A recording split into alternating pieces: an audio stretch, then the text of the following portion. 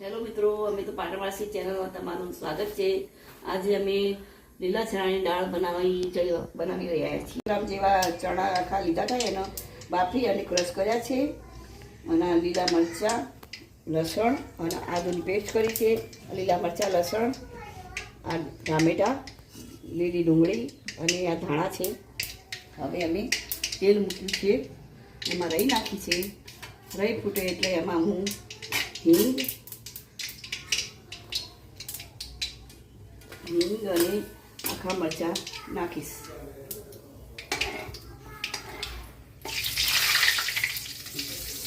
પછી એની અંદર હું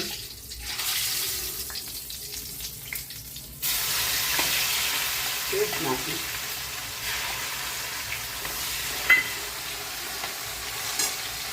પછી આ લીલા મરચાં અને લસણ છે એ નાખીશ। લીલું લસણ જેને ભાવતું હોય એ નાખે। અત્યારે શિયાળામાં આવે એટલે હું નાખું છું। ડુંગળી નાખું છું। અત્યારે લીલી ડુંગળીનું સિઝન છે એટલે અમે લીલી ડુંગળી પણ આમ તો હોય ને ચણાની દાળમાં તો આ લીલી ડુંગળી સારી લાગે। નકર સૂકી પણ નાખી શકાય। લીલી ડુંગળી મારી સંતરાઈ જવા આવી છે। હવે હું એની અંદર ટામેટા એડ કરીશ। ટામેટાને 2 ટામેટા કાપ્યા છે। આ થોડી વાર એને હું હવે થવા દઈશ। થોડા ટામેટા ચડે એ પછી અમે દાળ અંદર નાખીશું। ટામેટા નાખ્યા હોય તો થોડું મીઠું નાખીએ તો ટામેટા જલ્દી ચડી જશે। ડુંગળી, ટામેટા બધું સંતરાઈ ગયું છે। હું હવે એની અંદર હળદર નાખીશ, અડધી ચમચી ધાણા જીરું નાખીશ। તીખું તો જેટલું જેને ભાવે એટલું નાખી શકાય, એટલે હું 2 ચમચી જેવું મરચું નાખીશ। થોડું મીઠું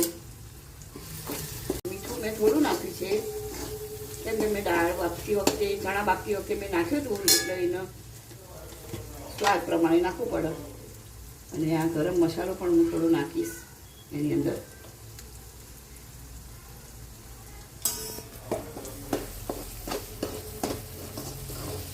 મારા મસાલા હવે સંતરાઈ ગયા છે।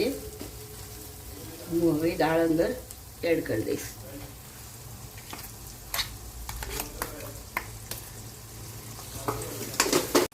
આ દાળની અંદર હું હવે થોડું અડધા કપ જેટલું પાણી નાખ્યું છે। હવે સરસ રીતે એને હું મિક્સ કરી દઈશ અને 10 મિનિટ હવે હું થવા દઈશ। પછી મારી દાળ તૈયાર।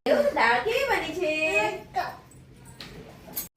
મારો વિડીયો પસંદ આવે તો અમે તો પાટણવાસી ચેનલને લાઈક અને સબસ્ક્રાઈબ કરવાનું ભૂલતા